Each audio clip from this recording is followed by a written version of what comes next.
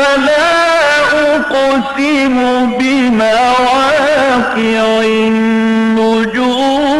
وإنه لقسم لو تعلمون عظيم إنه لقرآن كريم في كتاب مكنون لا يمسه إلا المطهرون تنزيل من رب العالمين.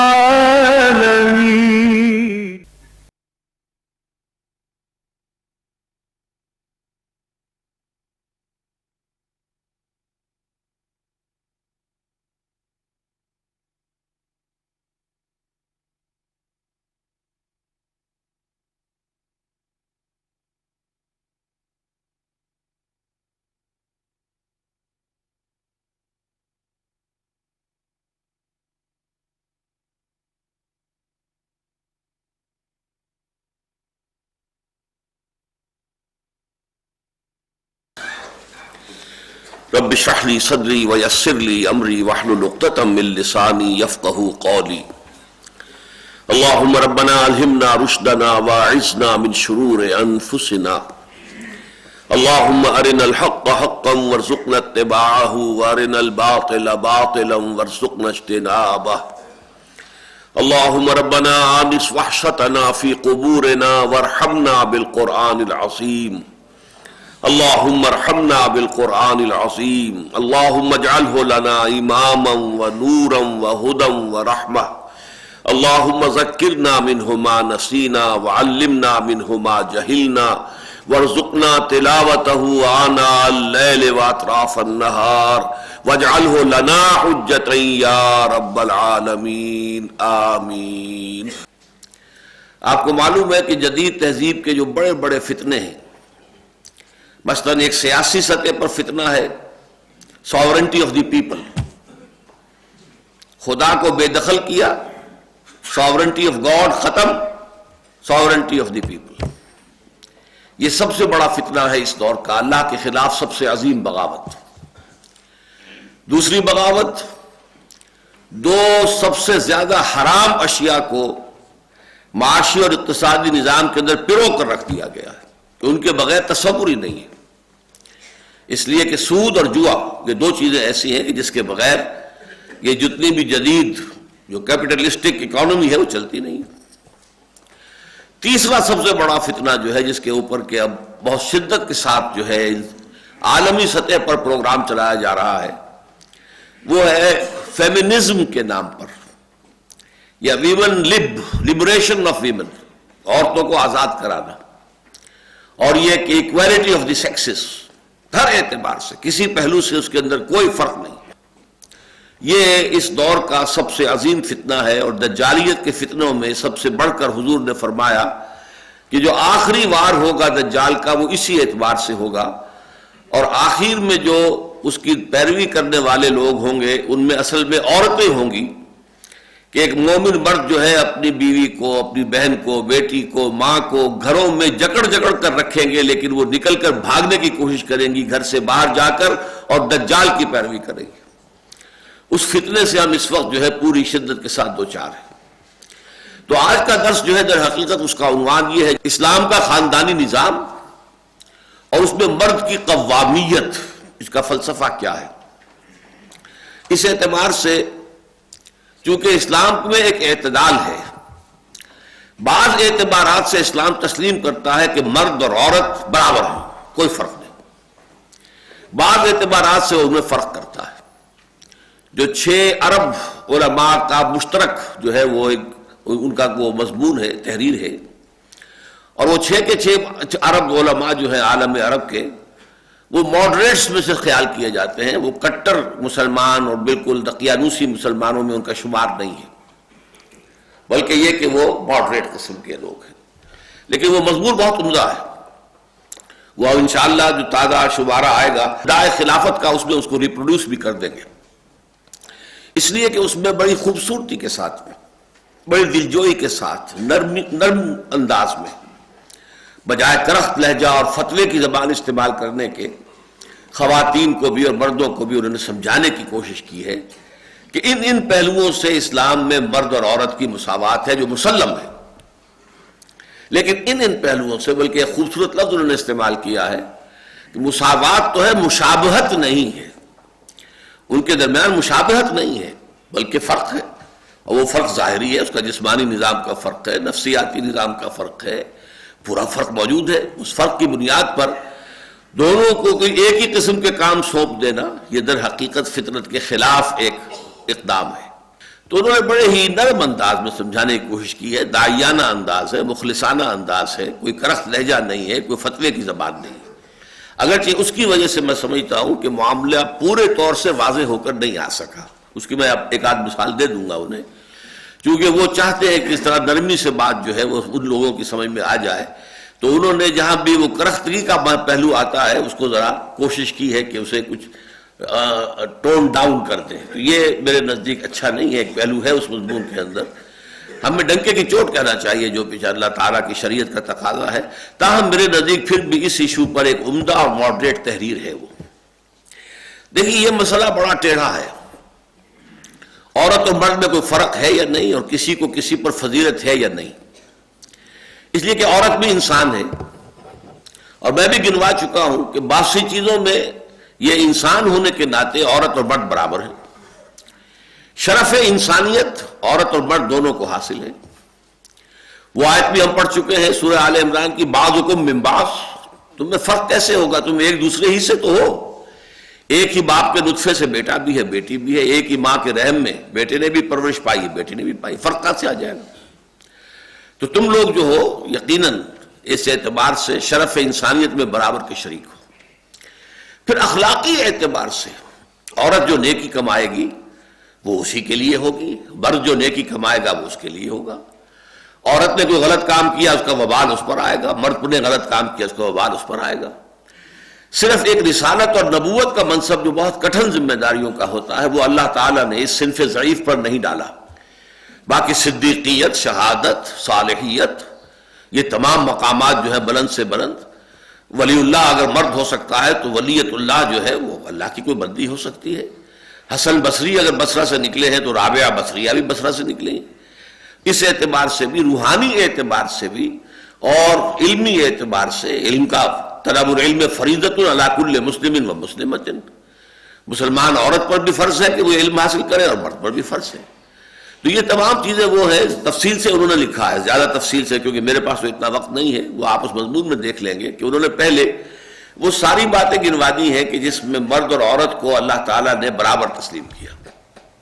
لیکن پھر جب مسئلہ آتا ہے کہ ان میں ایک فرق بھی ہے، ایک افضلیت بھی ہے جو اللہ تعالیٰ نے مردوں کو دی ہے، تو یہ چیز چبھتی ہے عورت کو فطری طور پر، اس کے احساسات ایسے ہیں کہ اس کے اندر اس بات کو قبول کرنے میں کیوں میں گھٹیا کیوں ہوں، کس اعتبار سے ہوں، اور میں کس اعتبار سے مرد کو اپنے سے افضل مانوں، اور میں کیوں مرد کو جو ہے اپنے اوپر حاکم تسلیم کروں، وہ بھی انسان ہے میں بھی انسان ہوں۔ چنانچہ ہماری بعض درس کی شریک رفیقات کی طرف سے بھی بات آئی ہے میرے سامنے کہ ڈاکٹر صاحب جو ہیں وہ پہلے ہی مرد بڑے ظالم ہیں، یہ ان کو اور چڑھا رہے ہیں اور ان کے لیے جو ہے اور حوصلہ افزائی ہو رہی ہے۔ یہ تو واقعہ یہ ہے کہ ہمارے حقوق ادا نہیں کر، اور یہ صحیح ہے، اسلام نے جو حقوق دی ہیں عورتوں کو وہ ہم نہیں دیتے، اور اس وجہ سے ان کی شکایت بجا ہے۔ لیکن ظاہر بات ہے کہ میں تو درس قرآن دے رہا ہوں، درس قرآن میں جو مضمون بھی جس وقت آئے گا اور جس اہمیت کے ساتھ آئے گا، جس شد و مت کے ساتھ آئے گا، مجھے تو اسی طرح ظاہر کرنا ہے۔ میری وفاداری جو ہے قرآن کے ساتھ ہے، جیسے کہ حدیث میں آتا ہے کہ حضور نے فرمایا کہ الدین والنصیحہ، دین تو نام ہے خیر خواہی کا، وفاداری کا۔ قیل لمن یا رسول اللہ، پوچھا کس کی وفاداری، کس کی خیر خواہی حضور؟ فرمایا للہ ولکتابہ ولرسولہ، رسول کا ذکر بھی بعد میں آیا ہے، کتاب کا پہلے آیا۔ اللہ کے ساتھ وفاداری، اس کی کتاب کے ساتھ وفاداری، اس کی کتاب جو کہہ رہی ہو وفاداری کے ساتھ پورے فیتھ فلی اسی کو پیش کرو، اس میں کوئی زمانے کے تقاضوں کی وجہ سے یا اپنے کوئی ذاتی خیالات اور ترجیحات کی بنا پر کوئی ہیر پھیر نہ ہو، کوئی اونچ نیچ نہ ہو، بلکہ بات بعین ہی وہ ہو کہ جو قرآن مجید میں آئی ہے۔ لیکن میں آپ کو بتا رہا تھا کہ یہ چونکہ تلخ بات ہے اور انسانی احساسات سے سب سے بڑھ کر تو اللہ تعالیٰ ہی حاکم ہے نا اور جاننے والا ہے، لہذا یہ مسئلہ سورہ بقرہ ہی سے شروع ہو گیا تھا، جہاں پر کہ کچھ خانگی قوانین دیے گئے تھے۔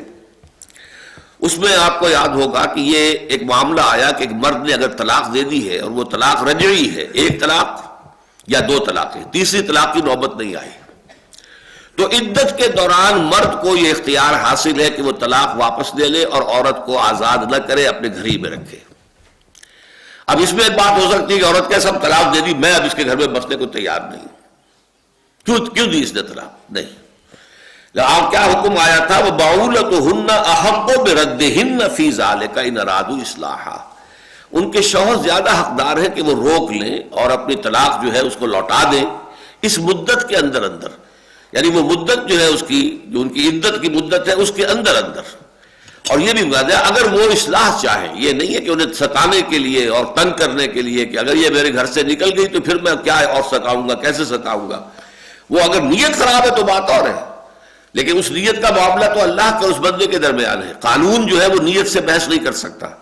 تو قانون یہی ہے کہ مرد کو اختیار ہے کہ ایک طلاق ہو یا دو طلاقیں ہوں تو اس کے بعد عدت کے عرصے کے دوران وہ اس کو واپس لے سکتا ہے۔ اس میں بھی چونکہ عورت کی ایک انسلٹ سی ہوتی ہے کہ اس کے اختیارات برابر نہیں ہیں، تو وہاں فرمایا وَلَهُنَّ مِثْلُ الَّذِي عَلَيْهِنَّ بِالْمَعْرُوفِ، ان کے حقوق ویسے ہی ہیں جیسے کہ ان کی ذمہ داریاں ہیں۔ عورت کی ذمہ داری کیا ہے؟ وہ ایک اپنی جگہ پر علیحدہ مسئلہ ہے، مرد کی ذمہ داری کیا ہے؟ یہ اس کا اصلہ مسئلہ۔ یہ مضمون بعد میں آج کے درس میں کھلے گا، یہاں ابھی ذرا یوں سمجھیے کہ ڈھکے چھپے انداز میں بات کہی جا رہی ہے کہ مرد کی ذمہ داریاں اور ہیں، اس کے اعتبار سے اس کے اختیارات بھی اور ہوں گے۔ آپ کو معلوم ہے کہ رسپانسبلٹیز کے ساتھ ہی پاورز اور اتھارٹی اگر نہ ہو تو وہ رسپانسبلٹی ادا نہیں ہو سکتی۔ تو لہن، ان کے حق میں بھی ویسے ہی ہے معاملات، مثل الذی علیہن، جیسے کہ ان کی ذمہ داریاں ہیں۔ لام حق کے لیے آتا ہے اور اعلیٰ ذمہ داری اور مسئولیت کے لیے آتا ہے۔ اور پھر ذرا میں ایک لفظ استعمال کر رہا ہوں، بڑے دھیمے انداز میں اللہ تعالیٰ نے ایک بات اور بھی کہہ دی، وَلِلرِّجَالِ عَلَيْهِنَّ دَرَجَةٌ، ہاں مردوں کو عورتوں پر ایک درجہ حاصل ہے، فضیلت حاصل ہے۔ دیکھ کس قدر نرم الفاظ استعمال کیے۔ پہلے تو الفاظ وہ استعمال کیے جس میں دونوں ترجمے ممکن ہیں، یہ ترجمہ بھی کیا گیا ہے کہ ان کے بھی مردوں پر ویسے ہی حقوق ہیں جیسے حقوق مردوں کے ان پر ہیں، لیکن میں اس ترجمے کو صحیح نہیں سمجھتا۔ لام اور علا کا جو استعمال عربی زبان کا شخص جانتا ہے، القرآن حجت لک او علیک، قرآن یا تمہارے حق میں حجت ہے یا تمہارے خلاف یہ استغاثہ لے کر آئے گا۔ تو علیہن اور لہن، ان کے حقوق ہیں ویسے ہی جیسے کہ ان کی ذمہ داریاں ہیں، لیکن چونکہ ترجمے کا امکان ہے دوسرا بھی، تو لہذا میں کہہ رہا ہوں کہ یہ شوگر کوٹڈ الفاظ ہیں، لیکن تھوڑی سی شوگر ایک جگہ سے اتار دی گئی۔ وَلِلرِّجَالِ عَلَيْهِنَّ دَرَجَةٌ، اور مردوں کو ان پر ایک درجہ فوقیت کا حاصل ہے۔ وَاللَّهُ عَزِيزٌ حَكِيمٌ، اور اللہ زبردست ہے، حکمت والا ہے۔ وہ زبردست ہے تو جو چاہے حکم دے، جو چاہے جس کا حق معین کر دے، جو چاہے کسی کی ذمہ داری معین کر دے، جس کی چاہے فرائض کی ذمہ داری جو چاہے بنا دے، لیکن یہ کہ اس کا یہ سارا اختیار جو ہے وہ اس کی حکمت کے ساتھ ہے۔ عزیز الحکیم، وہ بہت حکمت والا ہے۔ تو جیسے کہ آپ نے دیکھا کہ دین کے اور معاملات شریعت کے ایسے ہوئے ہیں کہ بلو پرنٹ شریعت کا سورہ بقرہ میں آیا، یسألونک عن الخمر والمیسر قل فیہما اسم کبیر ومنافع للناس واسمہما اکبر من نفعہما، بات چھوڑ دی، ابھی حرام ورام کی بات نہیں کی، بس صرف ایک بات کہہ دی۔ پھر سورہ نساء میں ہم پڑھیں گے کہ لا تقربوا الصلاۃ وانتم سکارى، دیکھو جب نشے کی حالت میں ہو تو نماز کے قریب نہ جاؤ۔ اس سے بہت سے لوگوں کو اندازہ ہو گیا کہ اس کی تو حرمت آ کر رہے گی، تو ابھی چھوڑ دو، چھوڑ دی انہوں نے۔ لیکن بہت سے لوگ جن کے منہ سے نہیں چھٹتی تھی وہ کافر لگی ہوئی، وہ پیتے رہے۔ پھر آخری حکم سورہ مائدہ میں آ گیا، فاجتنبوہ، بعد آ جاؤ اب، فہل انتم منتہون، اب بعد آتے ہو کہ نہیں؟ تو یہ تدریجاً ہوا ہے۔ اسی طرح یہ فلسفہ جو ہے مساوات مرد و زن کی، جو آج دنیا میں جس کا شورا ہو رہا ہے، اس کی نفی اور تردید بھی جو ہوئی ہے، اور مرد کی قوامیت کے مسئلے کو جو واضح کیا گیا، تو پہلے تو ہم نے دیکھ لیا کہ سورہ بقرہ میں اس کا یہ بیج تو وہاں ڈال دیا گیا، وَلَهُنَّ مِثْلُ الَّذِي عَلَيْهِنَّ بِالْمَعْرُوفِ وَلِلرِّجَالِ عَلَيْهِنَّ دَرَجَةٌ وَاللَّهُ عَزِيزٌ حَكِيمٌ۔ اب یہاں آئیے دیکھیے اس کے لیے اثر نو ایک تمہید باندھی جا رہی ہے سورہ نساء میں۔ ولا تتمنوا ما فضل الله به بعضكم على بعض، تمنا نہ کیا کرو اس چیز کی جس کے ذریعے سے اللہ نے تم میں سے بعض کو بعض پر فضیلت دے دی ہے۔ یہ خلقی قسم کی فضیلتیں ہیں، وہ بھی کسی کو سرخ و سفید پیدا کر دیا، کسی کو سیاہ فام پیدا کر دیا۔ اب اس میں آدمی کوڑتا رہے یہ کیا ہو گیا، کیوں ہو گیا، مجھے حبشی کیوں بنا دیا اور اس کو جو ہے وہ سرخ رو کیوں بنا دیا، تو کیا فائدہ اس کا؟ یہ اللہ تعالیٰ کی طرف سے خلقت ہے، اس کو تو take it as it is, it's from your lord, اللہ کی طرف سے ہے، اس میں کسی کا کوئی دخل نہیں ہے۔ کسی کو خوبصورت بنا دیا، کسی کو بدصورت بنا دیا، کوئی پیدا ہی ہوا پیدائشی طور پہ اندھا ہو گیا، کسی کو بہت ذہانت دے دی، کسی کو نہیں دی اتنی، کسی کو جسمانی صحت عمدہ دے دی، کسی کو نہیں دی۔ تو یہ اللہ تعالیٰ کی طرف سے، کسی کو مرد بنایا، کسی کو عورت بنایا، یہ بھی ایک معاملہ اللہ کی طرف سے ہے۔ اب اس پر یہ ہے کہ عورت جو ہے اسی میں جلتی رہے کہ مجھے مرد کیوں نہیں بنایا گیا، تو ظاہر بات ہے کہ یہ بات غلط ہو جائے گی۔ اللہ تعالیٰ نے عورت بنایا ہے، عورت کے حقوق ہیں، عورت کے فرائض ہیں، اپنے حقوق پر اکتفا کرو، فرائض ادا کرو۔ اس اعتبار سے جو چیز کہ اللہ نے کسی کو دی ہے تم میں سے، جو اس کی فضیلت کا باعث بن جاتی ہے دوسروں پر، لیکن وہ اکتسابی شے نہ ہو۔ اکتسابی شے میں ہم تمنا کر سکتے ہیں، ٹھیک ہے اللہ نے اسے خوبصورت بنا دیا ہے، میں خوبصورت بن جاؤں، میرے اندر کردار اچھا ہو جائے، میری یہ خوبصورتی جو ہے خوبصورتی کو جو ہے کمپنسیٹ کر دے گی بدصورتی کو، میں علم حاصل کروں، میں تقوی میں آگے بڑھ جاؤں، فاستبقوا الخیرات، نیکیوں میں آگے بڑھو، وہ معاملہ دوسرا ہے۔ لیکن یہ کہ جو بھی خلقی اعتبار سے جو گیون چیزیں ہیں انسان کو، جو پیدائشی طور پر اسے ملتی ہیں، جس کا دینے والا اللہ ہے، اس کو اللہ تعالیٰ کی دین سمجھ کر پورے اطمینان کے ساتھ، انشراح کے ساتھ قبول کیا جائے، کیونکہ یہ بیماری جب زیادہ آگے بڑھتی ہے تو پھر حسد کا رنگ اختیار کرتی ہے۔ حسد کیا ہے کہ اس کی یہ خوبصورتی بھی ختم ہو جائے، اگر میں خوبصورت نہیں بن سکتا تو کوئی ایسی مصیبت آئے اس کے اوپر، اس کو کوئی چیچک نکل آئے، کچھ اور ہو جائے، اس کے سارے چہرے کی جو ہے آبرو ماری جائے، یا یہ کہ اس کو جو ہے کوئی اور ایسا حادثہ پیش آ جائے کہ اس سے اس کا اندر جو خوبی ہے وہ نکل جائے۔ یہ بہت بڑا کبیرہ گناہ ہے۔ انسان کے اپنے ذاتی اعمال کو بھی یہ جیسے کہ آگ جو ہے سوکھی گھاس کو جلا دیتی ہے، ایسے ہی تمام نیکیوں کو حسد جو ہے ختم کر دیتا ہے۔ یہ حسد ہی تھا جس نے کہ عزازیل نامی جن، جس کو کہتے ہیں کہ وہ معلم الملکوت تھا، اسے شیطان ابلیس بنایا حسداً، اس لیے کہ اس کو حسد ہوا کہ یہ خلافت کا منصب جو ہے اللہ تعالیٰ نے مجھے نہیں دیا، آدم کو دے دیا۔ اس پہلو سے حسد پیدا ہوتا ہے۔ پھر آدمی جو بھی گیون چیزیں ہیں جبلی طور پر اس کو جو ملی ہیں پیدائشی طور پر، جس میں کہ اس کے اپنے فیصلے کا، اپنی محنت کا کوئی دخل نہیں، اپنے چوائس کا کوئی دخل نہیں، اس میں تو بالکل جو بھی اللہ نے دیا ہے اس پر صابر و شاکر رہے۔ البتہ یہ ہے کہ للرجال نصیب مما اکتسبوا وللنساء نصیب مما اکتسبن، مردوں کے لیے حصہ ہے اس میں سے جو انہوں نے کمائی کی، اور عورتوں کے لیے حصہ ہے اس میں سے جو انہوں نے کمائی کی۔ اب یہاں پر بھی ذو معنی الفاظ آ گئے ہیں، اگرچہ قرآن مجید کا اگر ہم تفحص کرتے ہیں اور دیکھتے ہیں کہ یہ قسم کا لفظ کس معنی میں قرآن میں آتا ہے بالعموم، تو اس سے مراد ہے نیکی اور بدی، نیک عمل کمانا یا بدی کما لینا۔ یہ اپنے لیے جو بھی ہم توشہ آخرت تیار کر رہے ہیں وہ اچھا ہے یا برا ہے، وہ قسم ہے۔ لیکن یہی لفظ دنیا میں معاش کی جد و جہد کے لیے بھی استعمال ہوتا ہے، قسم۔ القاسم حبیب اللہ، حضور نے فرمایا جو شخص اپنی معاش کے حصول کے لیے محنت کرتا ہے، اپنے بال بچوں کا حلال ذریعے سے پیٹ پالنے کے لیے جد و جہد کر رہا ہے، وہ اللہ کا بھائی، اللہ کا دوست ہے، حبیب اللہ ہے، تو قسم کا لفظ اس معنی میں بھی آ جاتا ہے۔ تو ہماری جو جدید مفسرات ہیں، دانشورات خواتین جو ہیں، اور جو بھی مغرب زدہ جو دانشور ہیں، وہ اس سے مراد لیتے ہیں کہ عورت کو بھی کمائی کرنے کا حق حاصل ہے۔ مردوں کے لیے ہے وہ کمائی کہ جو انہوں نے کی، یعنی اگر کوئی وہ محنت کر رہے ہیں، تنخواہ لے کر آتے ہیں، وہ ان کے ہاتھ ہے، ان کے ہاتھ میں اختیار ہے۔ عورت کام کر رہی ہے، وہ تنخواہ لے کر آتی ہے، یا عورت نے کہیں کوئی بزنس میں حصہ ڈالا ہوا، اس کی کمائی آ رہی ہے، تو وہ اس کے اختیار میں ہوگا، اس پر مرد کو کوئی اختیار نہیں ہوگا۔ تو اگرچہ میں اس کو بھی تسلیم کرتا ہوں قانوناً کہ یہ بات صحیح ہے، شرعی اعتبار سے عورت پر کوئی پابندی نہیں ہے، وہ کوئی کام کر سکتی ہے، یعنی یہ کہ معاش کے لیے، پیسہ کمانے کے لیے سب سے سادی شکل کیا ہے؟ کسی کو اس کے وراثت میں باپ کی طرف سے، ماں کی طرف سے کچھ روپیہ مل گیا ہے، 5-10 لاکھ روپے، اب یہ اس کی ملکیت ہے، اس کے شوہر کے باپ کی ملکیت نہیں ہے، وہ اسے مزاربت پر لگا دے تو جو بھی نفع حاصل ہوگا وہ اس کا ہوگا، اس کا اختیار ہوگا. شوہر کو اس پر کوئی اختیار نہیں ہوگا، بلکہ وہ چاہے گی تو اپنے شوہر کے گھر پر اسے استعمال، گھر شوہر کا ہے اس کا نہیں ہے، اولاد شوہر کی ہے اس کی نہیں ہے، اولاد کی کفالت اور اس کی اپنی کفالت بھی شوہر کے ذمہ ہے. وہ چاہے گی تو خرچ کرے گی، نہیں چاہے گی تو اپنے پاس رکھے گی، اور اسی پہ ذمہ ہوگا اس کی زکوٰۃ دینا. شوہر کے ذمہ نہیں ہے کہ وہ زکوٰۃ دے. اسی طرح اسے جہیز میں سونا ملا ہے، اسے زیورات ملے، اس کی زکوٰۃ دینا اس کے ذمہ ہے، اس کی ملکیت ہے.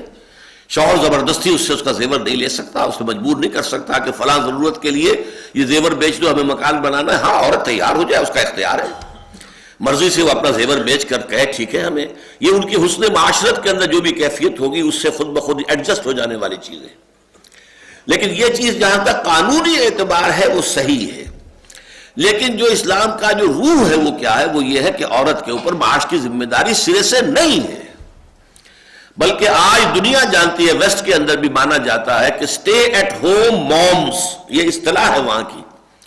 وہ مائیں کہ جو گھر پر رہتی ہیں، یہ دنیا کی سب سے بڑی نعمت شمار ہو رہی ہے کہ وہ مائیں، ورنہ بچے رل جاتے ہیں.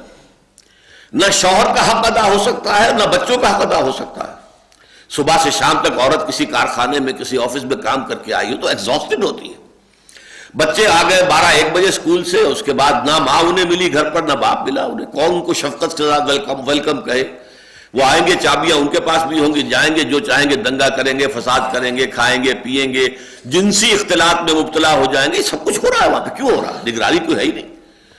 شام کو شوہر بھی آئے گا تھکا ہارا اور عورت بھی آئے گی تھکی ہاری، وہ آپس میں تو میں کریں گے. ان کے درمیان محبت کہاں سے آ جائے گی؟ وہ کیسے ناز نخرے برداشت کرے گا اپنی بیوی کے، اور بیوی کیسے ناز نخرے برداشت کرے گی شوہر کے؟ دونوں کے دونوں ایگزاسٹڈ ہیں، تھکے ہوئے ہیں، پارے دونوں کو چڑھے ہوئے ہیں. ہو سکتا ہے ایک ہی دن میں دونوں کے باسز نے دونوں کو ڈانٹا ہو اور وہ اس کے اثرات لے کر گھر میں آئے. تو اصل میں روح جو ہے اسلام کی، خاندانی نظام جو چاہتا ہے اسلام، وہ تو یہ ہے کہ عورت گھر میں بیٹھے.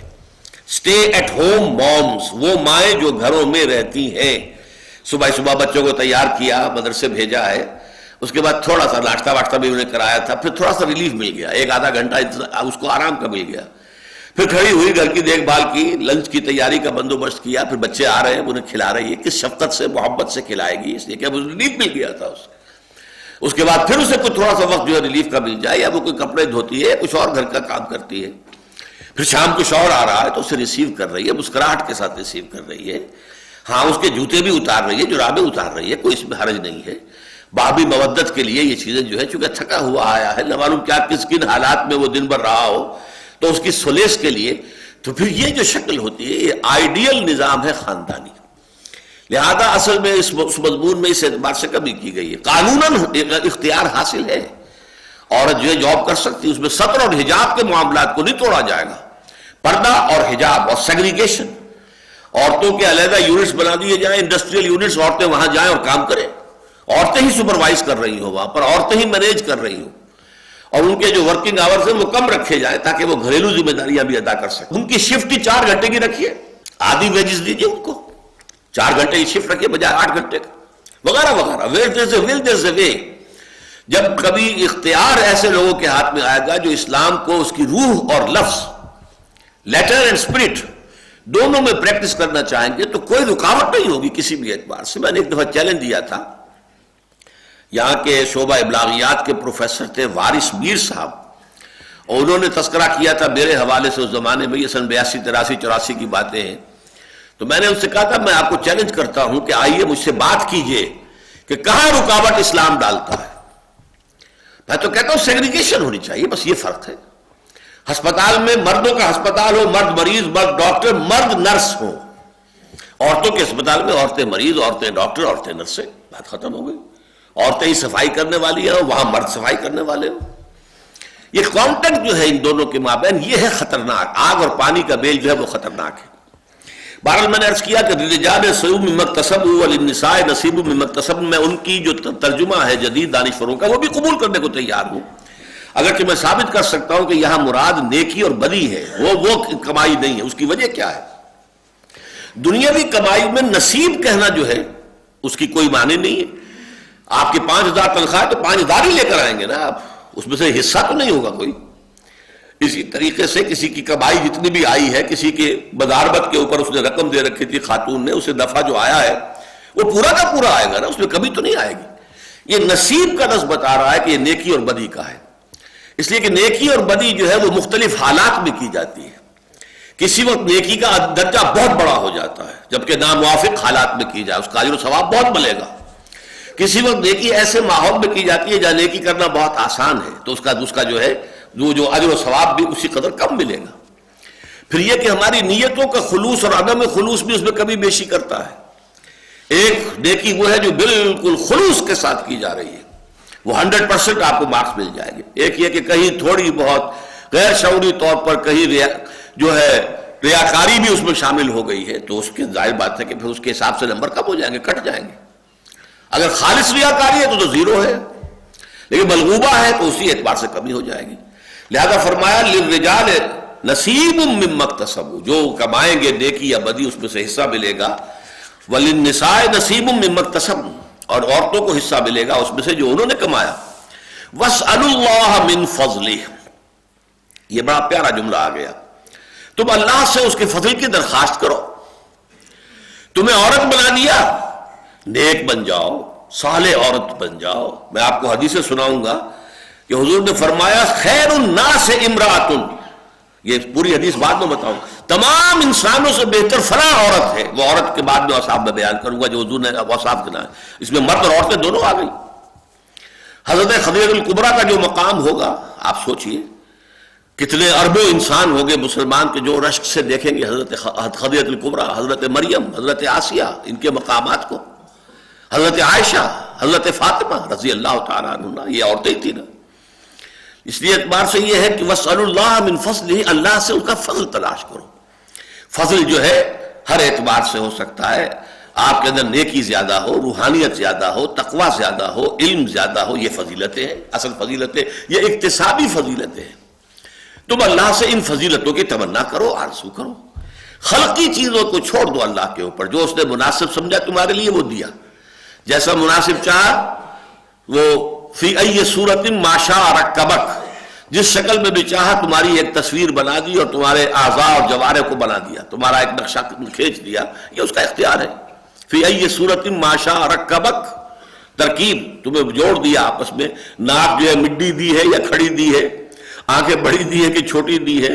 ہو سکتا ہے آنکھیں بڑی کر دی ہو، ناک چھوٹی کر دی ہو، یہ سب کچھ ہو سکتا ہے، لیکن یہ کہ فی ای صورت ما شاء رکبک، جس چاہا جس شکل کے اندر چاہا تمہیں جوڑ کر تمہارے اعضاء کو تمہاری شکل بنا دی۔ تو واسألوا اللہ من فضلہ، اللہ سے اس کا فضل تلاش کرو۔ ہو سکتا ہے کہ ایک میدان میں تم پیچھے ہو، دوسرے میدان میں تم آگے نکل جاؤ۔ وہ خوبصورت انسان کو یاد رکھنے والے کتنے لوگ رہ جائیں گے بعد میں، جبکہ خوبصورت انسان کو یاد رکھنے والے بے شمار ہوں گے۔ جن سے کوئی خیر پھیلا ہے ان کے لیے کلمہ خیر کہنے والے لاکھوں کروڑوں ہوں گے، اور جن سے چاہے وہ کتنے ہی خوبصورت اور دولت مند رہے ہو، کوئی خیر نہیں پھیلا، ان کو کوئی بھی نہیں جانے گا، 2-3 نسلوں کے بعد ان کا نام بھی ختم ہو جائے گا۔ ان اللہ کان بکل شیء علیما، یقیناً اللہ تعالیٰ ہر چیز پر عالم ہے، ہر چیز کا علم رکھتا ہے، اور اس نے جس کو جو کچھ دیا ہے اپنے علم کامل کی بنیاد پر دیا۔ اس میں یہ بات بھی ہے کہ جس کو جو کچھ دیا اس کے حق میں وہی بہتر ہے۔ اگر کسی کو دولت زیادہ دے دی ہے تو اللہ تعالیٰ جانتا ہے کہ یہ شخص اس کے اندر اتنا حوصلہ ہے کہ یہ دولت زیادہ رکھنے کے باوجود عیاش نہیں بنے گا، بدمعاش نہیں بنے گا، یہ جو ہے طرح طرح سے اپنے مال کو اڑائے گا نہیں، تو اس کے لیے دولت مندی مفید ہے۔ لیکن اگر یہ خیال ہوتا کہ یہ تو اپنے نفس پر قابو نہیں رکھ سکتا، دولت اگر دے دی اس کو تو یہ تو بدمعاش ہو جائے گا اور جو ہے عیاشی کرے گا، تو اس کے لیے بہتر یہی ہے کہ اللہ اس کو دولت نہ دے۔ تو اس کے لیے دولت کا نہ دیا جانا رحمت ہے اللہ تعالیٰ کی طرف سے، جبکہ پہلے کے لیے دولت کا دیا جانا رحمت ہے۔ جیسے کہ آپ نے دیکھا سورہ کہف کے اندر ایک بچے کو حضرت خضر نے قتل کر دیا، کہ ہمیں معلوم ہے کہ یہ بچہ بڑا ہو جاتا تو والدین کے لیے سوہان روح بن جاتا، لہذا آپ نے قتل کر دیا۔ آپ نے چاہا کہ اللہ تعالیٰ اس کی جگہ اللہ تعالیٰ انہیں نیک صالح بچہ دے جو ان کے بڑھاپے کا سہارا بنے، آنکھوں کی ٹھنڈک بنے۔ تو یہ ہمیں تو معلوم نہیں ہوتا نا، یہ غیب کے پردے کے پیچھے ہے کہ جو پلاننگ ہوتی ہے اس کی ایگزیکیوشن ہوتی ہے، فرشتے جو ہے اس کی ایگزیکیوشن کر رہے ہیں، اللہ کے ہاں اس کا فیصلہ ہو رہا ہے، پلاننگ ہو رہی ہے، اور ہم تو جیسا کہا گیا واللہ یعلم وانتم لا تعلمون، اللہ جانتا ہے تم نہیں جانتے۔ وَلِكُلٍّ جَعَلْنَا مَوَالِيَ مِمَّا تَرَكَ الْوَالِدَانِ وَالْأَقْرَبُونَ، اب دیکھیے یہی ایک اصول آ گیا، کہ اس صورت میں چونکہ میراث کا قانون بیان ہوا بہت اختصار کے ساتھ دوسرے رکوع میں، اور یہ بھی چونکہ بہت ہی اہم ایشو ہے انسانی معاشرت کا، میراث اور وراثت کا معاملہ، لہذا آخری مرتبے میں آج پھر بات لائی جا رہی ہے، اور وہ یہ ہے کہ وَلِكُلٍّ جَعَلْنَا مَوَالِيَ، ہم نے ہر ایک کے حق مقرر کر دیے ہیں ان چیزوں میں سے مما ترک الوالدان والاقربون، جو کہ چھوڑ گئے ہوں ان کے والدین یا اور رشتہ دار، ذوی الفرائض ہیں، ذوی الارحام ہیں، جو بھی ہیں جن کے حصے مقرر ہو چکے ہیں، رحمی رشتوں والے ہیں، پورا قانون جو ہے اس کا اللہ تعالیٰ نے بیان کر دیا ہے، تو میراث جو ہے اسی کے مطابق تقسیم ہوگی۔ والذین عقدت ایمانکم، اب یہ نیا مسئلہ تھا کہ جس کو یہاں پہ چھڑا گیا ہے، وہ لوگ جن کے ساتھ کہ تمہارا کوئی حلیفی کا رشتہ ہو جاتا ہے، مثلا سب سے بڑا حلیفی کا رشتہ کیا تھا؟ مواخات۔ حضور جب مدینہ تشریف لائے، ایک مہاجر ایک انصاری بھائی انصاری بھائیوں نے اپنے مکان تقسیم کر دیے، اپنی دکانیں تقسیم کر دی، درمیان میں دیوار کھڑی کر دی، آدھی تمہاری آدھی میری،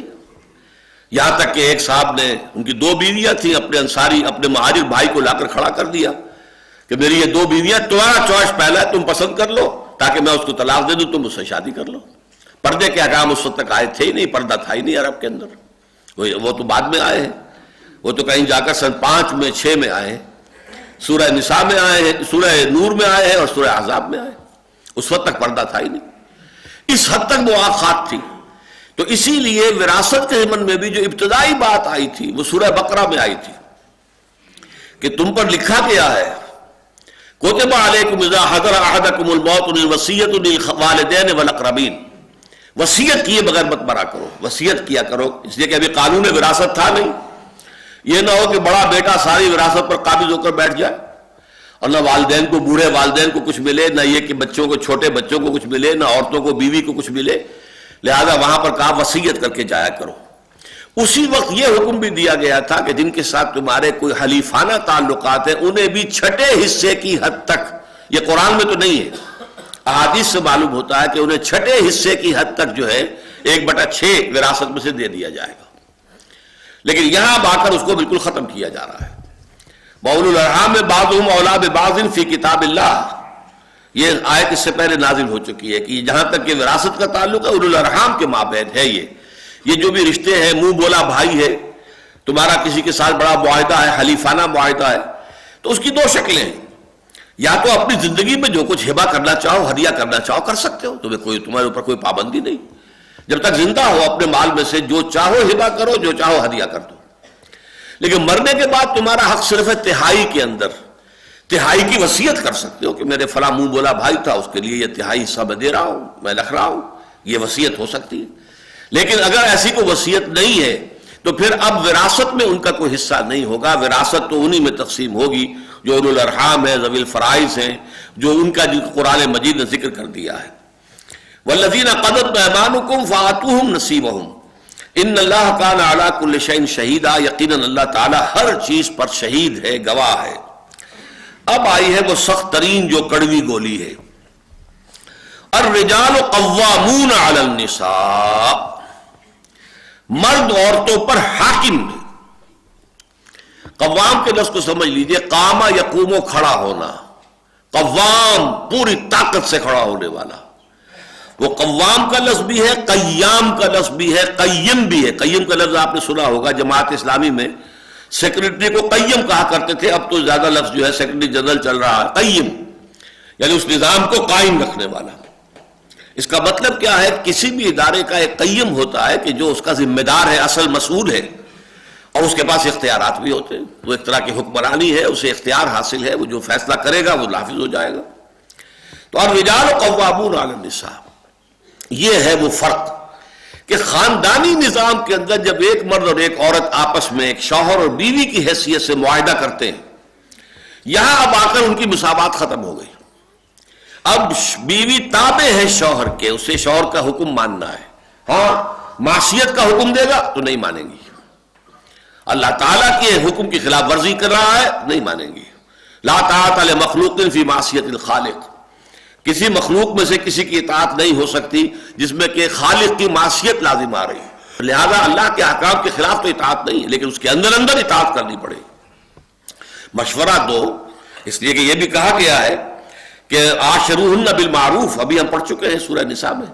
عورتوں کے ساتھ نیک طریقے سے، بھلے طریقے سے رہو، شوہر اور بیوی مشوروں سے معاملات کو طے کیا کریں، اس کا ایسا نہ ہو کہ اس کو بالکل یہی محسوس کرا دو کہ تم محکوم ہو میں حاکم ہوں، اپنی جو ہے ڈکٹیٹرانہ انداز جو ہے وہ اختیار کیا جائے، نہیں، انہیں سمجھاؤ بجھاؤ، ان سے دلیل بھی ان سے بھی مانگو، خود بھی دلیل دو، آخر میں البتہ یہ کہ فیصلہ جو ہے جیسے اسلامی مشاورت کا اصول ہے، امیر کا کام ہے کہ وہ مشورہ لے، شاورہم فی الامر، لیکن اس کے بعد جو فیصلہ کر لے، فَإِذَا عَزَمْتَ فَتَوَكَّلْ عَلَى اللَّهِ، پھر جب فیصلہ کر لو اس پر جم جاؤ، ٹک جاؤ، اللہ پر توکل کرو۔ اسی طریقے سے پھر جب مرد فیصلہ کرتا ہے تو عورت کا کام ہے کہ اس کی اطاعت کرے، اتباع کرے۔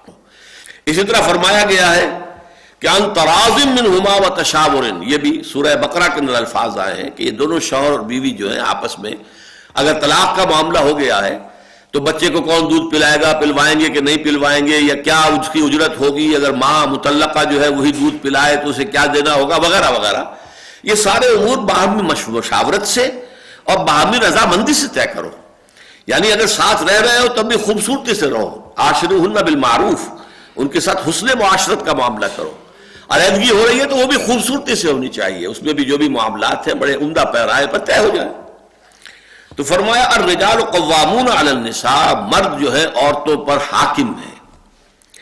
بما فضل اللہ بعضهم علی بعض، یہ اللہ کا شکر ہے کہ جن 6 حضرات کا میں نے آپ کے سامنے ذکر کیا ہے، عرب علماء کا کہ جن کا مضمون چھپا ہے جنگ میں، انہوں نے یہ حاکم کا لفظ استعمال کیا ہے، یہاں آ کر انہوں نے کسی درجے میں مداہنت گوارا نہیں کی ہے۔ بما فضل اللہ بعضهم علی بعض وبما انفقوا من اموالهم، اب یہاں بات کو سمجھانے کے لیے، دل نشین بنانے کے لیے، پیلیٹیبل بنانے کے لیے دلیلیں بھی دی جا رہی ہیں۔ پہلی دلیل یہ بما فضل اللہ بعضهم علی بعض، جو اللہ نے بعض میں کو بعض پر فضیلت دی ہے، یہ نہیں کہا کہ بما فضل اللہ الرجال علی النساء، نہیں، بعضهم من بعض، اور یہ ہم سورہ آل عمران میں پڑھ چکے، بعضکم من بعض، مرد اور عورتیں ایک دوسرے ہی میں سے ہو، تو اللہ ہم نے ایک کو دوسرے پر فضیلت دی ہے۔ اس کو بھی دیکھیے ڈھکا چھپا کے کہا گیا ہے، بات کو بالکل وہ عریاں انداز میں نہیں کہا گیا جیسے کہ مردوں کو فضیلت دی گئی ہے عورتوں پر، یہ الفاظ نہیں ہے، حالانکہ سورہ بقرہ میں آ چکا ہے وَلِلرِّجَالِ عَلَيْهِنَّ دَرَجَةٌ، لیکن وہاں چونکہ نرم زبان تھی، ایک درجہ اونچا حاصل ہے، یہاں لفظ ثقیل آ گیا، الرجال قوامون علی النساء، مرد تو حاکم ہے عورتوں کے اوپر، لہذا یہاں پر اس کا اشارہ کیا لیکن نرم الفاظ میں کیا، بما فضل اللہ بعضهم علی بعض، یعنی اللہ تعالیٰ نے مردوں کو فضیلت دی ہے، ان کو جسمانی قوت ایوریج جو ہے زیادہ دی ہے۔ یوں تو کوئی عورت پہلوان ہو سکتی ہے، کوئی حمیدہ پہلوان ہوتی تھی راجستھان کی، جس نے سارے پہلوانوں کو چیلنج دے دیا تھا کہ تم اگر مجھے پچھاڑ لو گے تو تم سے شادی کر لوں گی، تو یہ بھی معاملہ ہوتا تھا، اس کو شاید شادی کرنا کسی نے پسند ہی نہ کیا ہو کہ اس کو پچھاڑنے کی کوشش کرے کہ گلے ہی پڑ جائے وہ خواہ، تو یہ دوسری بات ہے، لیکن یہ کہ اس کا تھا یہی چیلنج، جو مجھے پچھاڑ دے گا میں اس سے شادی کر لوں۔ تو عورتوں کو ہو سکتی ہیں ایسی، وہ شاذ ہیں، ایکسیپشنز پروو دی رول، بحیثیت مجموعی مرد کو زیادہ طاقتور بنائے۔ صنف نازک کا لفظ ہم نام استعمال کرتے ہیں، صنف نازک ہے، عورت کا حسن نزاکت میں ہے، اور مرد کے حسن کا معاملہ، جو ہمارے ایک استاد ہوا کرتے تھے ڈاکٹر توسی اناٹومی کے، وہ کہتے تھے کہ عورت کے لیے آئیڈیل کیا ہے، پری، اور مرد کے لیے دیو، مرد کو دیو ہونا چاہیے اور عورت کو پری ہونا چاہیے، یعنی یہ جو ہے ریلیشن شپ، دیو کا تصور جو آپ کی کہانیوں میں آتا ہے وہ جسیم، توانا، قوی، اور پری نازک، نرم، خوبصورت، تو عورت آئیڈیل جو ہے وہ پری ہے اور مرد آئیڈیل دیو ہے۔ تو اس معاملے میں بما فضل اللہ بعضهم علی بعض، جسمانی اعتبار سے اللہ تعالیٰ نے فضیلت دی ہے مرد کو عورت کے اوپر، لیکن یہاں کہا کسی کو کسی پر، ایک کو دوسرے پر جو فضیلت دی ہے۔ اگلے حصے میں بات کو بالکل واضح کر دیا، بما انفقوا من اموالہم، اور بسبب اس کے کہ وہ اپنے مال خرچ کرتے ہیں۔ اب دیکھیے شادی میں نے بارہا کہا ہے کہ دونوں کی ضرورت ہے، مرد کی بھی عورت کی بھی، عورت بھی بغیر شادی کے مطلب یہ کہ نامکمل ہے، اس سے آگے اولاد تو نہیں ہو سکتی، اور اس طرح مرد بھی بغیر شادی کے نامکمل ہے، اس کے آگے نسل نہیں چل سکتی، لیکن ان دونوں میں سے ایک کو طالب بنایا، ایک کو مطلوب بنایا۔ مہر کون دیتا ہے؟ مرد دیتا ہے، عورت تو نہیں دیتی، عورت تو مہر وصول کرتی ہے۔ تو گویا کہ شادی کے بندھن ہی میں پہلے دن سے مرد کی یہ فوقیت ہو گئی کہ مرد نے مال خرچ کیا ہے، مہر دیا ہے۔ پھر یہ کہ اسلام کے نظام خاندان میں جو معاشی ذمہ داریاں ہیں اور جو بھی سارا ان کا جو اقتصادی معاملہ ہے اس کی ساری ذمہ داریاں مرد پر ڈالی گئی. عورت کی کفالت، اس میں اس کا اطعام یعنی کھلانا، رزق بھی شامل ہے، کسوہ یعنی لباس شامل ہے، سکنا یعنی رہائش کی جگہ فراہم کرنا یہ شامل ہے. یہ تینوں چیزیں جو ہے عورت کا حق ہے اپنے شوہر کے اوپر، وہ شوہر انہیں یہ تینوں چیزیں فراہم کرے گا. جیسا کہ میں عرض کر چکا ہوں، عورت کی اگر کوئی علیحدہ پراپرٹی ہے، اگر باپ سے اسے کوئی 5 مربع زمین ملے ہوئے ہیں، اس مربع کی آمدنی اس کی ہوگی، جس طرح چاہے خرچ کرے نیکیوں میں، اللہ کے راستے میں جو چاہے کرے. اس میں سے عشر بھی اسی کو دینا ہوگا یا کوئی اور ٹیکسز ہیں اس کو دینے ہوں گے. اور اگر اس کے پاس مال یعنی زیورات کی شکل میں ہے تو اس کا زکوٰۃ اسے خود دینی ہوگی وغیرہ وغیرہ. تو الرجال قوامون علی النساء بما فضل اللہ بعضهم علی بعض وبما انفقوا من اموالهم، اور جیسا کہ وہ خرچ کرتے ہیں اپنے اموال میں سے. فالصالحات قانتات، اب یہ ہے بہت پیاری آیت ہماری خواتین کے لیے قابل غور. نیک بیویاں تو وہ ہیں جو تابع دار ہوں، اطاعت کیش ہوں، مردوں کا کہنا مانے، ان کی اطاعت کریں. حافظات للغیب، اور غیب میں ان کے لیے محافظ بنے، ان کے مال کی بھی حفاظت کرے. یہ نہیں خیانت کر کے اب شوہر تو گیا ہوا جو چاہو اس کے مال میں سے جس کو میں جو چاہوں دے دوں، نہیں، یہ اس کا مال جو ہے وہ اسی کا ہے، اس کی خیانت نہیں کرے گی، وہ امانت کے ساتھ حفاظت کرے گی. اور اس کے علاوہ اپنے نفس کی حفاظت کرے گی، اس لیے کہ وہ بھی اب شوہر کی امانت ہے. اب اس کا جو بھی جنسی معاملہ ہے وہ اس کے اپنے اختیار میں نہیں رہا. اس کو مل کے بزا کہتے ہیں ہماری فقہ کے اندر، کہ در حقیقت اس کا اختیار کامل اب شوہر کے ہاتھ میں آ چکا ہے. اس کے جنسی اعضاء جو ہے وہ شوہر کے کنٹرول میں ہے، مل کے بزا، ملکیت گویا کہ اس کی ہے. لہذا اس میں کوئی خیانت اگر وہ کر رہی ہے تو وہ بھی اس کے خلاف ہو جائے گا معاملہ. فالصالحات قانتات، تو نیک بیویاں وہ ہوتی ہیں جو تابع دار ہو، فرما بردار ہو، اور غیب میں یعنی شوہروں کی عدم موجودگی میں جبکہ وہ موجود نہیں ہے حفاظت کرنے والی ہوں. اور وہ حفاظت مال کی بھی اور ان کا اپنے نفس کی بھی. اور یہ کام آسان نہیں ہے، آپ کو معلوم ہے. شوہر کبھی 4 مہینے کے لیے باہر چلا گیا، کبھی 1 سال کے لیے باہر چلا گیا ہے. عورت کے لیے اپنے نفس کو تھامے رکھنا، اپنی جنسی خواہشات کو، فرض کی جوان عورت ہے، اس کی بھی تو نفسانی خواہشات ہیں، تو آسان کام نہیں ہے. یہی وجہ ہے، آپ کے علم میں ہوگا کہ واقعہ بڑا عجیب پیش آیا تھا، اس کو بیان کرتے ہوئے شرم بھی آتی ہے. حضرت عمر رضی اللہ تعالیٰ عنہ اپنی رات کے گشت میں ایک مکان کے پاس سے گزر رہے تھے، تو انہوں نے سنا کہ ایک عورت جو ہے وہ بڑے درد بھرے الفاظ میں کچھ گا رہی ہے. اگر مجھے اللہ اور اس کے رسول کا فرق کا خوف نہ ہوتا تو تم دیکھتے کہ اس وقت میری چارپائی جو ہے چرچرا رہی ہو. تو اس پر حضرت عمر جو ہے وہ ایک دم تنبہ ہوا کہ ہمارے لوگ جو ہیں جہاد پر جاتے ہیں، سال بھر تک واپس نہیں آتے، تو اس سے تو سوسائٹی کے اندر بہت زیادہ جو ہے ایک اندیشہ اور خطرہ پیدا ہو جائے گا. تو انہوں نے اب دیکھیے یہ بات بھی کہ دین میں کوئی شرم اور حیا اس معاملے میں نہیں ہے، کہ اپنی بیٹی سے پوچھا حضرت حفصہ سے. اب وہ بیٹی بھی ہے اور ام المومنین بھی ہے، حضور کی اہلیہ ہے تو ام المومنین ہے، لہذا حضرت عمر کے لیے بھی ماں کے درجے میں ہے اگرچہ ہے حضرت عمر کی صاحبزادی. کہ تم مجھے بتاؤ حفصہ، ایک عورت زیادہ سے زیادہ کتنے عرصے تک صبر کر سکتی ہے؟ اور کوئی قباحت محسوس نہیں کی حضرت حفصہ رضی اللہ تعالی عنہا نے، کہا 4 مہینے. تو پھر انہوں نے یہ آرڈر نافذ کر دیا، کوئی مجاہد 4 مہینے سے زیادہ جو ہے وہ بحث پر نہ رہا ہے، لازماً وہ آئے چھٹی لے کر اور وہ گھر پہنچے. آپ اس کی روشنی میں دیکھیے جو کچھ ہمارے ہاں ہو رہا ہے. امارات میں جو لوگ کام کرتے ہیں، سعودی عرب میں کام کرتے ہیں، باہر کے ممالک میں کام کرتے ہیں، جوان بیویوں کو یہاں چھوڑ جائے، پھر جو قصے ہوتے ہیں، جو سکینڈلز ہوتے ہیں، پھر جب وہ شوہر صاحب تشریف لاتے ہیں تو وہ دیور اور بیوی جو ہے مل کر اسے قتل کرتے ہیں، اس لیے کہ یہاں تو دنیا بدل چکی ہے، دیور کی اور بھابھی کے رشتہ کچھ اور ہی بن چکا ہے، لہذا وہ قتل بھی کرتے ہیں، مال بھی سارا لے لیتے ہیں. یہ ساری خبریں آپ اخبارات میں پڑھتے ہیں. تو یہ کیوں ہے؟ فطرت کے خلاف ایک طرز عمل آپ اختیار کر رہے ہیں. یا تو اپنی فیملیز کو ساتھ لے کر جائیے، یا یہ ہے کہ پھر یہ وقفہ کا جو ہے معاملہ زیادہ، میں سمجھتا ہوں اس حدیث کے بعد جو حضرت عمر کا فیصلہ تھا 4 مہینے کا، اس سے زائد جو ہے باہر سٹے کرنا، اپنے گھر نہ آنا، ایک اعتبار سے گناہ کے درجے کی بات ہو جائے گی. علیکم بسنتی و سنت الخلفاء الراشدین المہدیین، تمہارے ذمے ہے میری سنت بھی اور خلفاء راشدین جو ہے میری ان کی سنت بھی. تو فرمایا کہ صالحات قانتات حافظات للغیب بما حفظ اللہ. اب یہاں نوٹ کیجئے وہ حدیث جو میں نے بتایا تھا کہ حضور نے فرمایا خیر الناس سے تمام انسانوں میں بہترین وہ عورت ہے امرأۃن اذا نظرت الیہا سرت کا، جب تم دیکھو اپنی بیوی کو تو وہ تمہیں خوش کر دے، آپ مسکرائے تو وہ اس سے بڑھ کر مسکراہٹ سے آپ کو جواب دے، خوش کر دے آپ کو۔ وَإِذَا أَمَرْتَهَا أَطَاعَتْكَ، اور جب تم اسے کوئی حکم دو تو اس کی پابندی کرے، اس کی پیروی کرے، اس کی جو ہے اطاعت کرے۔ وَإِذَا غِبْتَ عَنْهَا، اور جب تم غائب ہو جاؤ، وہاں نہ موجود رہو، گھر پر نہ ہو، حَفَظَتْكَ فِي مَالِهَا وَنَفْسِهَا، تو پھر وہ مال اور اپنے نفس کے معاملے میں حفاظت کرے۔ یہ اوصاف جس میں ہے وہ ہے جو دنیا کی انسانوں میں بہترین انسان، یہاں خیر الناس کہا ہے، یہ عورت نے کہا خیر الناس، تمام انسانوں میں بہترین عورت وہ ہے اذا نظرت الیہا سرت کا، جب تم اسے دیکھو تمہیں خوش کر دے۔ وَإِذَا أَمَرْتَهَا أَطَاعَتْكَ، جب تم حکم دو تو تمہاری اطاعت کرے۔ وَإِذَا غِبْتَ عَنْهَا، اور جب تم ان سے غائب ہو جاؤ، وہاں موجود نہ رہو، حفظتْكَ فِي مَالِهَا وَنَفْسِهَا، اپنے مال اور نفس کے معاملے میں حفاظت کرے۔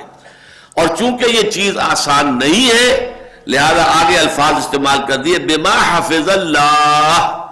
یہ اللہ کی توفیق سے ہوگی یہ حفاظت، بغیر توفیق خداوندی کے ممکن نہیں۔ اللہ اگر توفیق نہ دے انسان کی بس کی بات نہیں، انسان ضعیف ہے، اب ابھی ہم پڑھ چکے ہیں 2 درس پہلے، خلق الانسان ضعیفا، انسان کمزور پیدا کیا گیا ہے، اس کمزور میں عورت اور کمزور ہے، اضعف ہے، زیادہ کمزور ہے، نازک ہے۔ اس پہلو سے یہ کہ ان تمام نزاکتوں کو سامنے رکھنا اور ان تمام کمزوریوں کو اور انسانی سرشت کے اندر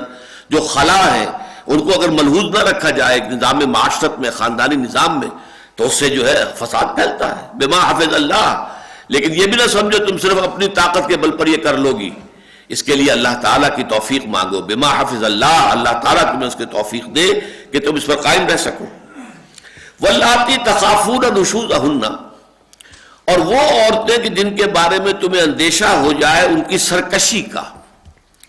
سرکشی جو ہے، اب چونکہ معاملہ آیا تھا الرجال قوامون علی النساء،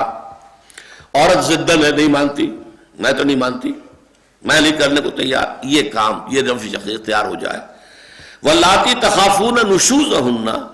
اور جن کے بارے میں تمہیں اندیشہ ہو جائے کہ وہ سرکشی کر رہی ہیں، بات نہیں مانتی ہیں، اڑیل ہو گئی ہیں، ضدن ہو گئی ہیں، فعظوہن، تو پہلا کام تو یہ کرو کہ سمجھاؤ، واعظ و نصیحت کے ساتھ کہ دیکھو شریعت کے معاملے کو سمجھو، اس کی روح کو سمجھو، الرجال قوامون علی النساء، تمہیں میری فرما برداری کرنی چاہیے، تم دلیل دو، تم اپیل کرو، جس طرح بھی ہو اپنی بات منوا لو، وہ بات اور ہے، لیکن اگر میں نہیں مانتا تو میری بات ہی چلے گی، گھر کا نظام یوں ہی ہے، یہ ادارہ جو ہے اس کا سربراہ میں ہوں، الرجال قوامون علی النساء، پہلا کام تو یہ ہے۔ اس پر بھی اگر کسی کی کل سیدھی نہیں ہوتی تو واہجروہن فی المضاجع، تو انہیں پھر بستروں میں علیحدہ کر دو، یعنی ان کے ساتھ جو ہے ہم بستری نہ رہے، ان کے ساتھ شباشی جو ہے ساتھ نہ ہو، علیحدہ علیحدہ ہو۔ اگرچہ اس کی صراحت کر دی گئی حدیث میں کہ مکان ایک ہی ہونا چاہیے، مکان علیحدہ نہیں، ایک ہی مکان میں۔ اس مکان سے مراد یہ بھی ہو سکتا ہے کہ ایک ہی کمرے میں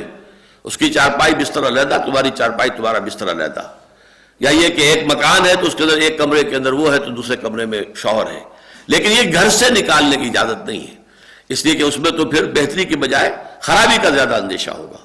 یہ قرب اگر رہے گا کہ ابھی صرف یہ کہ بسترے میں ایک میں نہیں ہے بلکہ ذرا فصل ہو گیا ہے، اتنا ہی ہوا ہے، تو اس سے یہ کہ کوشش ہو سکتی ہے کہ اس فصل کو دور کر لیا جائے۔ تیسری بات جو سب سے کڑوی گولی ہے، سب سے کڑوی، سب سے کڑوی، وَاضْرِبُوهُنَّ، اگر اس پر بھی نہ مانے تو پھر انہیں مار بھی سکتے ہو، مارو انہیں۔ اگرچہ حضور نے فرمایا ہے کہ تم میں سے جو بہتر لوگ ہیں وہ کبھی نہیں ماریں گے، اجازت ہے، وَاضْرِبُوهُنَّ۔ بلکہ ایک مقدمہ آپ کے سامنے آیا تھا کہ کسی شخص نے اپنی بیوی کو زوردار تھپڑ رسید کر دیا، اس نے استغاثہ کیا، حضور کے پاس آ گئی، حضور نے شوہر کو بلایا، اس نے مان لیا جی ہاں میں نے مارا ہے، تو حضور نے فرمایا کہ اب اس عورت کو بھی حق حاصل ہے کہ تمہیں اسی طرح کا تھپڑ لگائے۔ فیصلہ تو یہ کر دیا، اب وہاں سے واپس جا رہے تھے، اتنی دیر میں یہ آیت نازل ہو گئی وَاضْرِبُوهُنَّ، کہ انہیں مار سکتے ہو، تو حضور نے واپس بلایا کہ شریعت کا حکم آ گیا، مرد کو مارنے کا حق ہے، لہذا قصاص نہیں ہوگا۔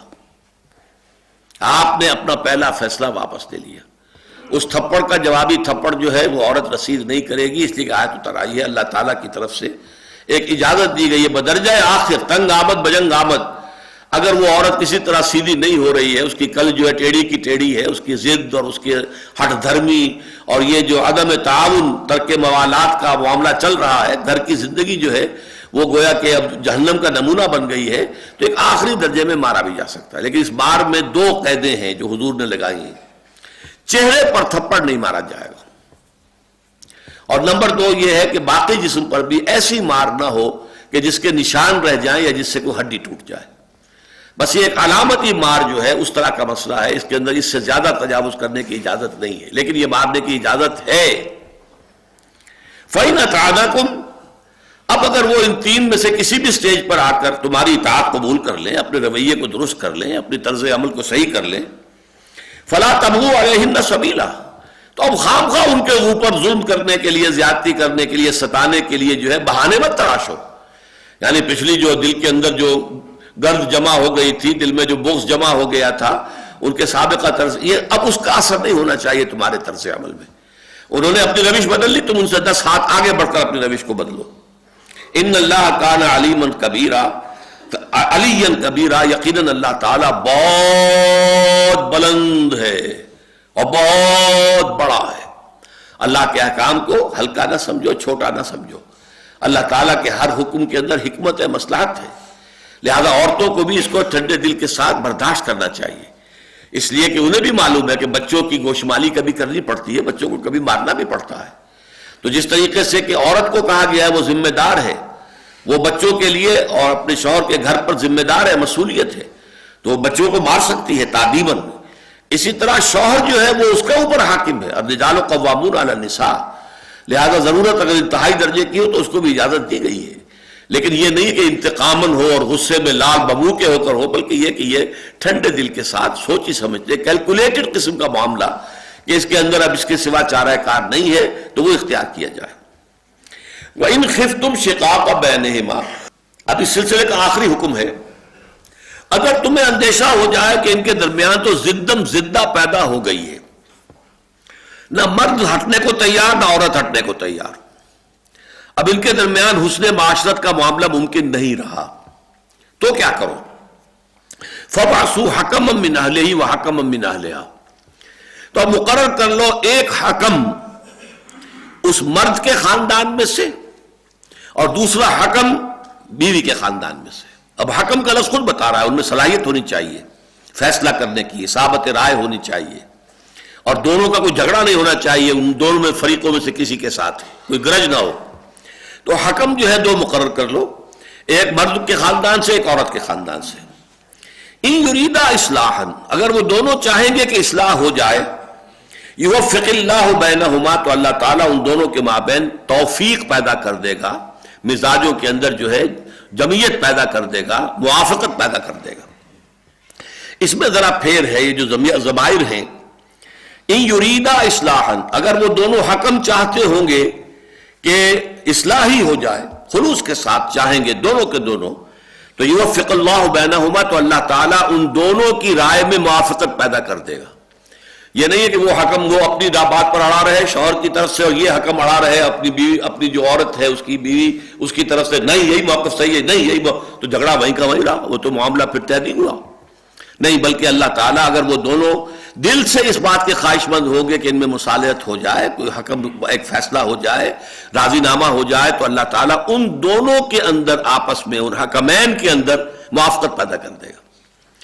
ایک دوسری رائے یہ ہے کہ اگر وہ دونوں حکم جو ہیں وہ واقعتاً اصلاح کے طالب ہوں گے تو اللہ شوہر اور بیوی کے درمیان موافقت پیدا کر دے گا۔ ایک یہ بھی،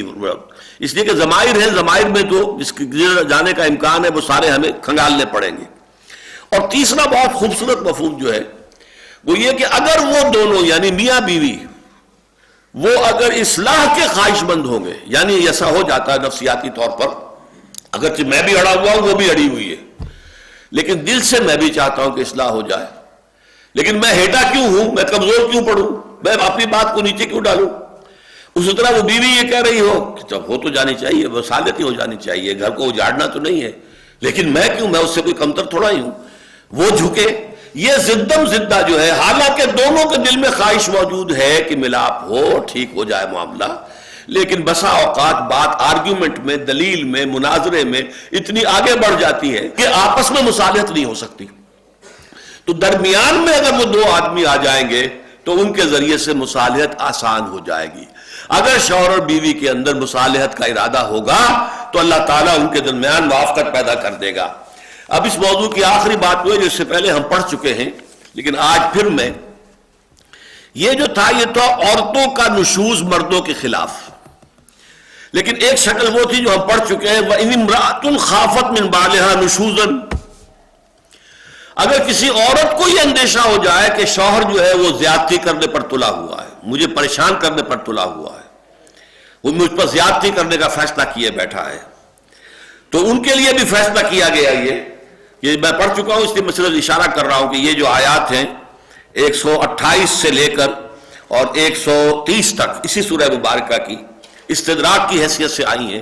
اس میں یہ بات آ گئی ہے کہ اگر ان یتفرقا یغنی اللہ کلا من سعتہ، پھر اگر نئی بات چلتی، گاڑی نہیں چلتی تو علیحدگی ہو سکتی ہے، سیپریشن ہو سکتی ہے، طلاق کی شکل میں ہو جائے، خلا کی شکل میں ہو جائے، اور اللہ تعالیٰ دونوں فریقوں کو غنی کر دے گا،